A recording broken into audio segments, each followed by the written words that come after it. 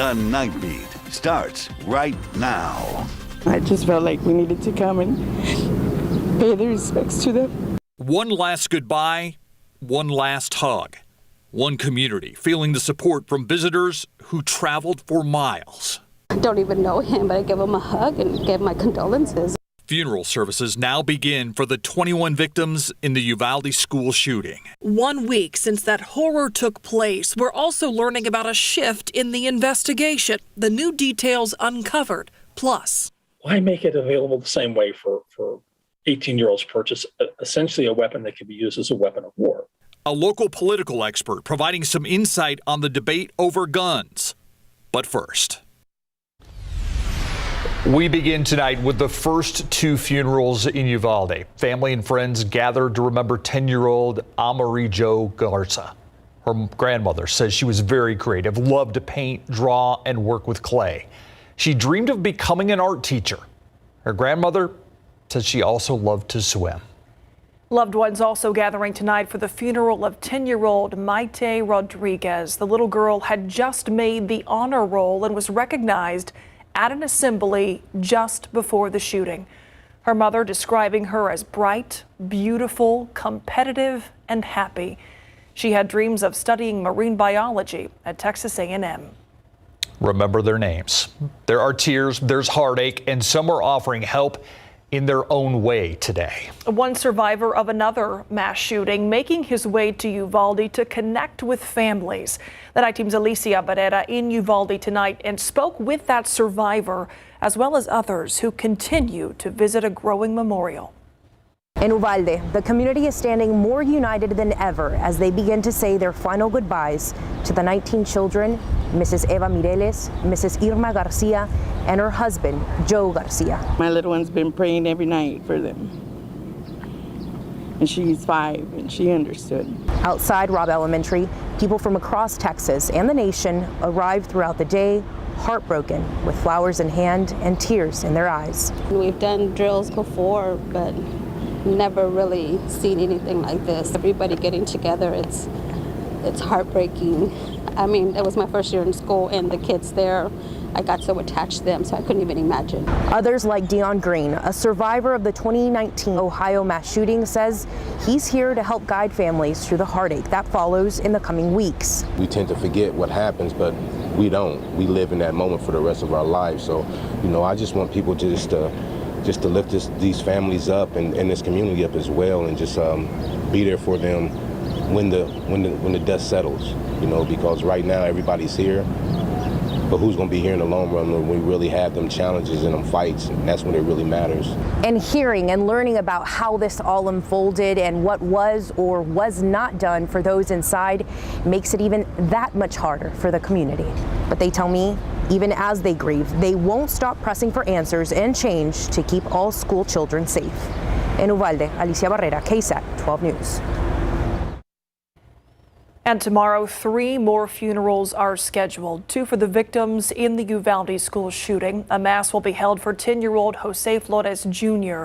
There will also be a mass for 4th grade teacher Irma Garcia. Her husband died just days later of what the family says was his grief. His services will be held on the same day. The funeral is expected to take place over the next 2 weeks. You can find information on those funerals, visitations, memorials for the victims right now on KSAT.com. The official oath of office ceremony was canceled. That did not stop the city of Uvalde from swearing in Uvalde CISD Police Chief Peter Arredondo as a new council member tonight. He's faced criticism in the response to the Uvalde school shooting. This comes as we learn the Texas Department of Public Safety has been trying to get a follow-up interview with Arredondo, but they say he has not responded in 2 days. The school district's police department and the Uvalde Police Department have otherwise been cooperating with the investigation, according to DPS. A huge point of scrutiny here, the timeline of events. This, as we learn, the DPS officials are walking back a statement they made on Friday about a teacher propping open a door that the gunman entered through. According to a DPS spokesperson today, the teacher did close the door. However, it did not lock. They're now looking into why not. With another change in details, there is new reaction tonight. The Combined Law Enforcement Associations of Texas, or CLEAT, released a statement saying, in part, quote, "There's been a great deal of false and misleading information in the aftermath of this tragedy," and goes on to say sources that Texans once saw as ironclad and completely reliable have now been proven false, end quote. Again, this is an organization that represents police unions across the state. They seem to be casting doubt on the DPS Texas Rangers investigation. They instead say they believe in a U.S. Department of Justice and FBI investigation. And indeed, the U.S. Department of Justice has confirmed a review of the investigation will take place. Meantime, the tragedy in Uvalde renewing the debate over gun control. Today, President Biden saying that he would meet with Congress on guns, and the White House press secretary doubling down, saying Congress must get involved. The president has done everything that he can from the federal government. We are looking at other executive actions that we can possibly do. It's not up to him alone. He cannot do this alone. The U.S. House Judiciary Committee will meet Thursday to discuss the Protecting Our Kids Act. It would focus on several aspects of gun control, including raising the minimum age to buy a semi-automatic center fire shotgun or rifle from 18 to 21 years old. It would also set restrictions on large capacity ammunition feeding devices and create federal offenses for gun trafficking. Several U.S. Senate lawmakers also discussing gun control this week. Texas Senator John Cornyn, one of two Republicans involved in what's being called a bipartisan effort. The senator called today's meeting a, quote, "very constructive conversation," end quote, about how to respond to the Uvalde shooting. House lawmakers passed two gun control measures last year, but the Senate has yet to vote on either one. There are questions tonight about whether the recent increase in mass shootings comes back to the assault weapons ban. On the Night Team's Lee Waldman speaking to a UTSA political science professor about the effort to revive gun control discussions as people call for change. How can they let this 18-year-old purchase a gun, you know? But at the same time, I'm very sad for the whole community. We can just talk about how we're going to move forward, and as a community, as a nation, as a country, this can't happen again. We got to stop. Calls for change and new regulations after 21 lives were taken inside of Robb Elementary by an 18-year-old with an AR-15 style rifle. So the question is, do we allow for this kind of weapon to be sold? The answer is whatever policymakers are going to come up with over time. In light of this latest shooting, John Taylor with UTSA says the issue of preventing the next one isn't simple. There's going to have to be some common middle ground. And I think that's where we need to be watching both sides at this point, not just in Texas, but nationally. From 1994 until 2004, the U.S. had an assault weapons ban. It prohibited semi-automatic weapons from being manufactured or sold to civilians and banned magazines that held more than 10 rounds. The data suggests that fatalities were less likely during the gun ban, during the assault rifle ban. However, other studies, including the Rand Corporation, did a study in which it's inconclusive. The likelihood of a similar ban or any substantial gun policy changes being enacted during today's political climate, Taylor says chances are slim. There are very few people on both sides at this point in Congress, the U.S. House especially, who are willing to engage in some sort of compromise. Taylor says the future of gun laws could depend on the outcome of the November election and who controls the House and the Senate. Reporting live, Lee Waldman, KSAT 12 News. Thank you, Lee. In Canada, they've already banned 1,500 assault-style weapons. And now Prime Minister Justin Trudeau announcing legislation that prevents the purchase, sale, or transfer of handguns anywhere in Canada. Trudeau saying they're capping the market for handguns. Our coverage continues tonight as we take a look at some area school districts that are arming staff members, while others are looking to hire more officers. We hear from them coming up. And support is coming from surprising sources. Tonight, the messages University Hospital's trauma team is receiving in the wake of the Uvalde shooting. But first, as we said off the top, today marks 1 week since 21 lives were violently lost in the small South Texas town of Uvalde. So we are taking the next 21 seconds to honor those lives.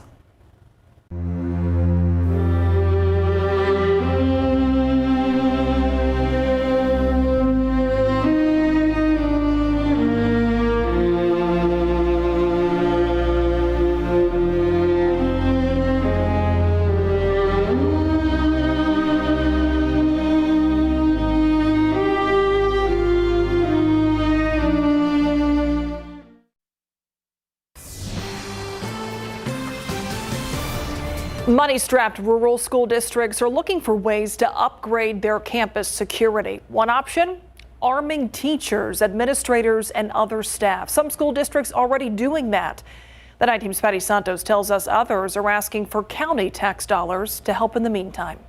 Natalia ISD Board President Eric Smith is rounding up support to ask Medina County Commissioners this week for money to hire 6 more school resource officers for each of the 6 districts in the county. We're just trying to come up with as many ways as possible to try and make sure that we can add extra layers of protection. At an annual salary of roughly $40,000 to $50,000 per SRO, he knows it's a huge ask. But in light of the recent tragedy, he hopes the commissioners see the need. Nobody wants this to happen. Nobody's going to plan for this to happen. All we can do is do our best. And sometimes, our best isn't enough. Rural communities have limited budgets and can't afford an SRO. That's why Smith says they're considering arming school staff through the Guardian program. Several Texas districts already participate. Nixon Smiley has allowed trained staff to carry on campus since 2018. They are being trained specifically for the active shooter situations. As a safety precaution, the district doesn't say how many confidential armed staff they have, but they undergo psychological evaluations, are licensed to carry, and pass state training. Lavernia ISD is already busy interviewing confidential guardians for the program approved earlier this month following a close call. We had some unwanted visitors try to make entry into the campus. The Texas Association of School Resource Officers says minutes matter, and having an SRO, guardian, or marshal officer isn't always the final solution, but it's a start. We know that a lot of deaths occur in those first few minutes. Patty Santos, KSAT 12 News. As we said, it's been 1 week since the shooting in Uvalde. Some updates from the victims in the hospital. We've learned 10-year-old Noah Orona, one of the victims, back home with family. He was released from Methodist Hospital late yesterday. Good news. As for the 3 patients still being treated at University Hospital, the hospital sharing this on Twitter. The 60-year-old grandmother is in good condition along with a 9-year-old girl. They still, however, have one 10-year-old victim listed in serious condition. And their mission is to save lives. I visited with the University Hospital trauma team that treated the victims from Uvalde. They walked me through the behind-the-scenes preparations and actions they took 1 week ago. Dr. Lillian Liao and the team also talked about their sadness when the number of patients they were expecting never showed up, and the horrendous injuries they saw on those little bodies. I was also moved by what the doctor said about how they cope with situations like last week in Sutherland Springs. Dr. Liao says support sometimes comes from surprising places. We recently had a large group of what we call PD trauma graduates. Yeah. Call our office and offer support to the team and, give updates on how they're doing, what grade they're in. Because of Uvalde. Because of Uvalde. The former trauma patients reaching out to make sure the trauma team doctors and nurses were okay after what they had to deal with in Uvalde. A remarkable bond between caregivers and patients. If you want to watch the original story I did with the University Hospital trauma team, it's online right now at KSAT.com. Let's take a look outside with live cam tonight. It's 82 right now, but we got awfully close to triple digits once again today, Adam. Yeah, we were just 1 degree shy of 100 this afternoon. That's not record-breaking territory. The record for the day is 104. But the average is 90 degrees. And actually, this May is going to go down as the hottest May on record here in San Antonio. Records go back to 1885. We do have a few small rain chances to talk about and the potential for some tropical development in the Gulf of Mexico and northwestern Caribbean. So let's get right to it. First and foremost, temperatures. Yeah, the heat's on. It has been all month. It's here to stay. Mid-90s through Friday at least. And then by this weekend, we get back up to the century mark. And that would be record-breaking territory on Monday. 101, that would actually tie the record high. Of course, it'd be nice to get a splash of rain to relieve us from our dry, crunchy ground and drought-stricken ground as well. We had a few streamer showers coming in off the Gulf of Mexico earlier today. They were mainly sprinkles, that was it. And we could see the same every morning all the way through Friday. The main action up in the Panhandle, severe thunderstorm outbreak and even some large hail there just south of Interstate 40 as parts of the Panhandle stretching into Oklahoma as well. And then parts of West Texas getting a nice little splash of rain in the Alpine, Fort Davis area out there, Fort Stockton, southwestward toward Alpine. Even Big Bend National Park got a little drink of water as well. We often turn to the tropics when we have droughts and look for good soaking moisture. It's out there. What you see here is the remnants of what was Hurricane Agatha. We talked about that hurricane yesterday after it made landfall yesterday afternoon.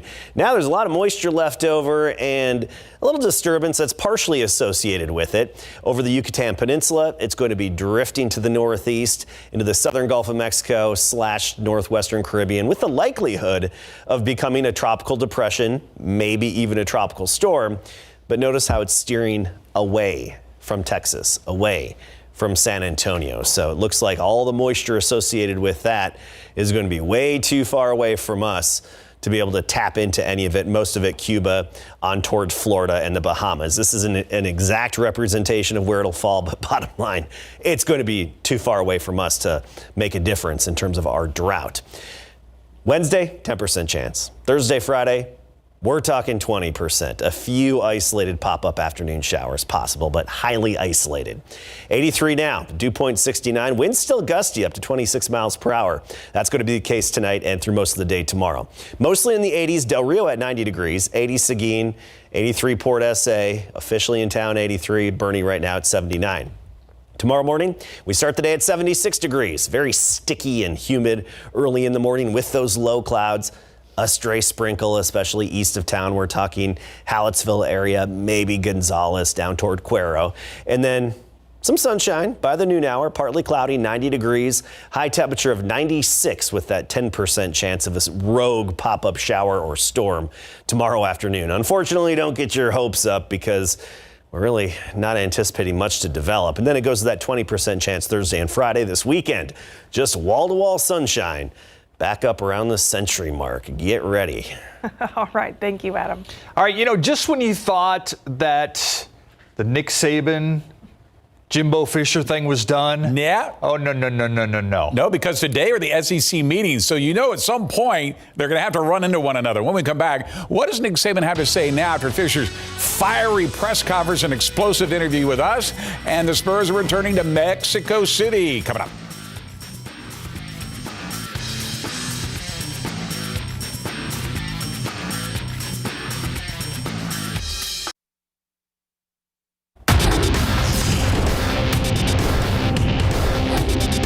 I didn't really say that anybody did anything wrong. You said they bought their recruiting class. I didn't say anybody did anything wrong. Nick Saban at the SEC meetings today following our explosive interview with Aggies head football coach Jimbo Fisher following Saban's original accusation that Texas A&M bought every player in the #1 recruiting class. Just a little under 2 weeks since Jimbo Fisher's explosive press conference to answer Nick Saban's allegations, followed up by our exclusive interview the next day in which Jimbo Fisher revealed that only one of the early enrollees of his 2022 recruiting class had a name, image, and likeness deal. Today, Nick Saban was center stage. It was during the SEC meetings in Atlanta where the two are bound to cross paths after Fisher revealed to KSAT 12 Sports that he had not heard Saban's public apology and they were not talking. Today, Saban was asked about Fisher. I have no problem with Jimbo. I have no problem with Jimbo at all. All right, the only question is, does Jimbo still have a problem with Saban after calling him despicable and a narcissist in College Station? Unless we hear otherwise, sounds like he still does.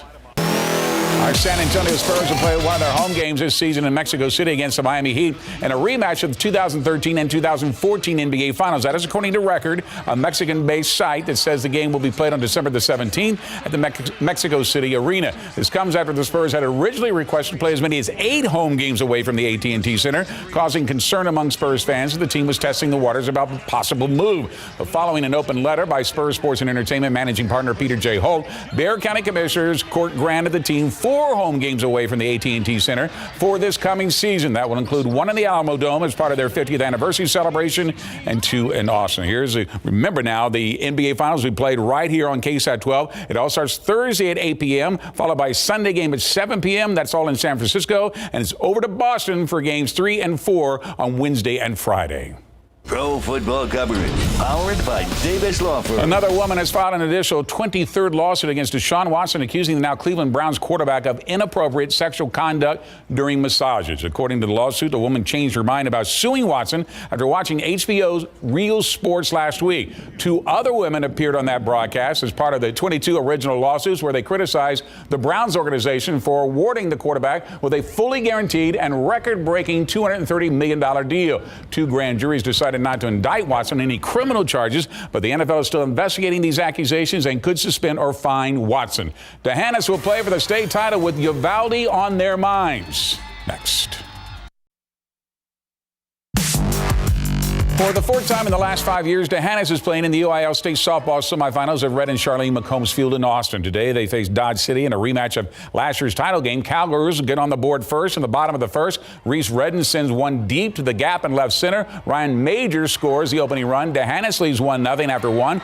Bottom of the 5th, bases loaded. Kayla Looper comes through with a base hit into left. Tony Burrow scores to make it 2-0. That ends up being your final score. Dehanis wins it 2-0. Will play for the Class 1A state title. KSAT 12's Andrew Seeley was on hand, and he has more.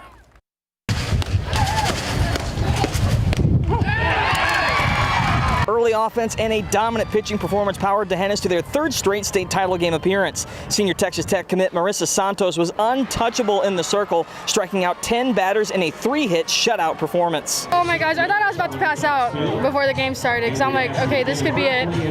But being that I've been here 3 times already, it's not as hard. I wish she was a freshman. Can I say that? Oh my gosh, it's been 4 years, and every time I just think I can't. If there's nothing else she can do, guess what? She just tops it like today. But the play on the field wasn't the only thing on the team's minds. Dehanis showed their support for Uvalde by wearing helmet stickers, ribbons, and T-shirts in the community's honor. We want to let them know that we are here for them and that they are not alone. That was actually the girls' idea. They kind of wanted to do something to represent Uvalde. It's been a tough time for us. It really has. Some of these girls, no friends, have friends down there. All the girls, they feel for the community. Dehanis will be right back here on Wednesday to take on Hermleigh in the Class 1A state title game at 4 p.m. The Cowgirls win it. It'll be their 2nd state title in the last 4 years. From Red and Charlene McCombs Field in Austin, Andrew Seeley, KSAT 12 Sports. Thank you, Andrew. And what a gesture by Dehanis for doing that. The towns are just 30 miles apart. The kids know each other in both towns, Dehanis and Uvalde. And for them to do that, what a great salute and a tribute. To take Highway 90 to Uvalde, you have to go through Dehanis. Absolutely. So, Dehanis. Want to make sure I said that right. We'll be right back. What did I say? Our coverage on the Uvalde school shooting continues online. We've seen people step in to help in several ways. In addition to giving blood, people can also donate to the official funds set up to help the families of the school shooting victims. We have those official funds listed on KSAT.com. Just click on this article. All right, tomorrow we're going to be well into the 90s again, even near 100 closer to the Rio Grande. Del Rio, Eagle Pass about 99. Meanwhile, 93 Timberwood Park and Seguin, and 94 in New Braunfels. About 96 around San Antonio. 10% chance of a stray shower tomorrow. 20% chance of a brief pop up here or there on Thursday and Friday. And then this weekend, nothing but sunshine. It looks like we'll be back up to triple digits by Sunday. Thank you, Adam. That does it for the Nightbeat. Have a great night. We'll see you tomorrow. Too hot, too soon. Brace yourselves.